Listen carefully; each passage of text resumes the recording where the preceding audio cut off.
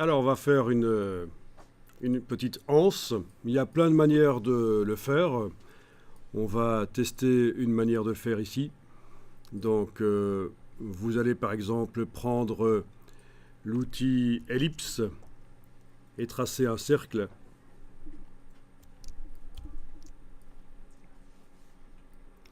Puis vous allez le positionner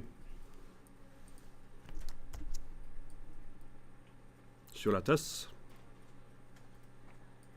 pour faire une anse circulaire. Bon, ceci dit, on aurait pu faire aussi un rectangle à coin arrondi. Tout est possible. Et puis avec le Pathfinder, on va faire en sorte que ces deux formes n'en fassent plus qu'une. Donc, vous les sélectionnez toutes les deux et vous allez dans le menu Fenêtre, Pathfinder.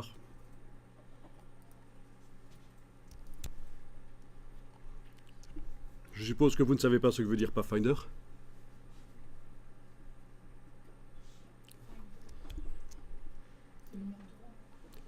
C'est un petit jeu de mots en fait, c'est un petit peu d'humour de la part de Adobe.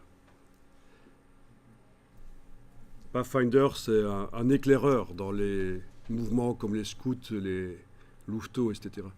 Un éclaireur. C'est celui qui trouve les chemins, qui prévoit les chemins par lesquels on va passer. Et bon, ben, chez Adobe, ils ont appelé ça le Pathfinder parce qu'un tracé dans Illustrator, c'est aussi un chemin, un path. Voilà. Donc, c'est un petit jeu de mots. Alors, on va sélectionner les deux tracés et on va réunir en un seul en cliquant sur Réunion.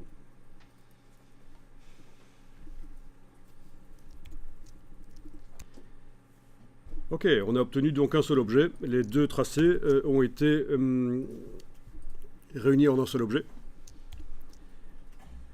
Bon, mais si on veut bouger le cercle maintenant, ben c'est foutu. Il faut faire un CTRL-Z pour pouvoir cliquer à côté, repositionner le cercle différemment, resélectionner les deux et faire à nouveau une réunion.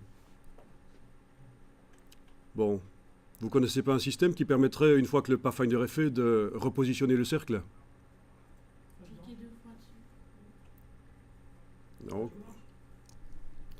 Et non, vous ne connaissez pas. Je vais annuler. Annuler aussi. Positionner le cercle.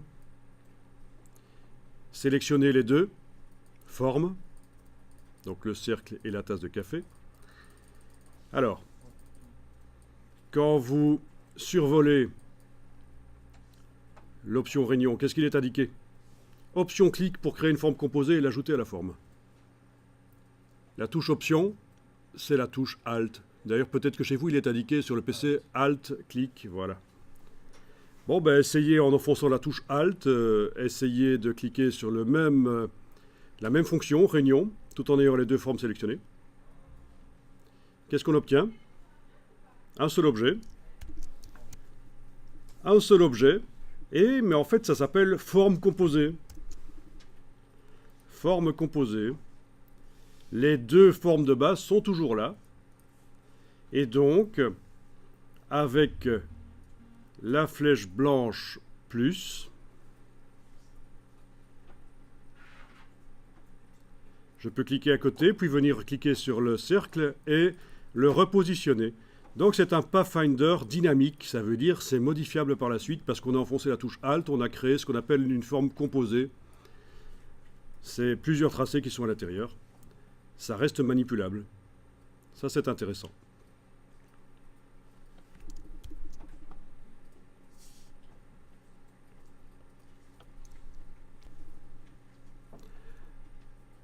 Je vais enregistrer le document. Alors je fais au plus simple ici.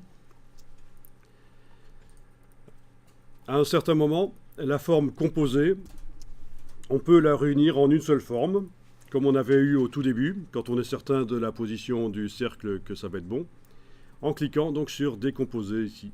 Et voilà.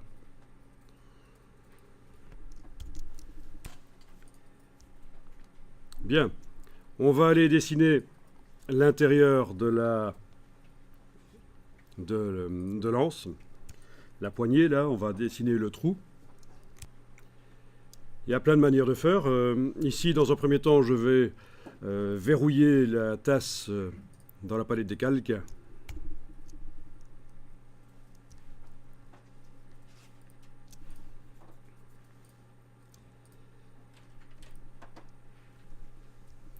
Je vais dessiner un cercle. Outil ellipse avec la touche majuscule, bien sûr. Je dessine le cercle. Je vais lui donner la couleur blanche. Couleur de fond blanche. Ou n'importe quoi d'ailleurs, ça pourrait être jaune, n'importe quoi. Puisque de toute façon il va disparaître, il va servir à faire un trou après.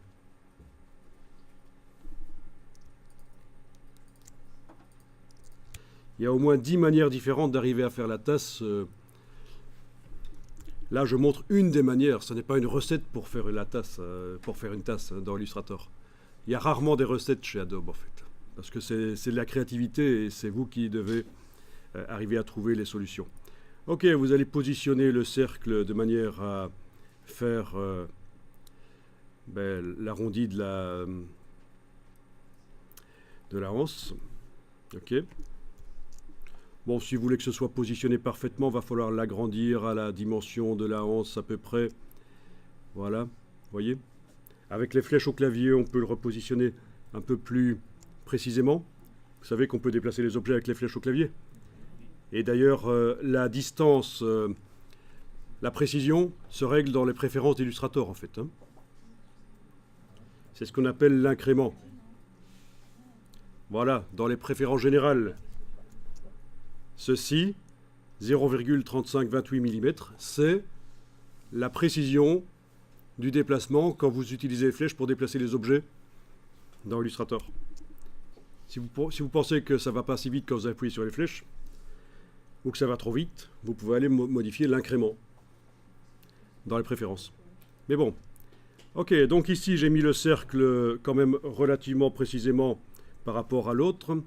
Avec l'outil de transformation Alt majuscule, je le redimensionne par son centre. Voilà.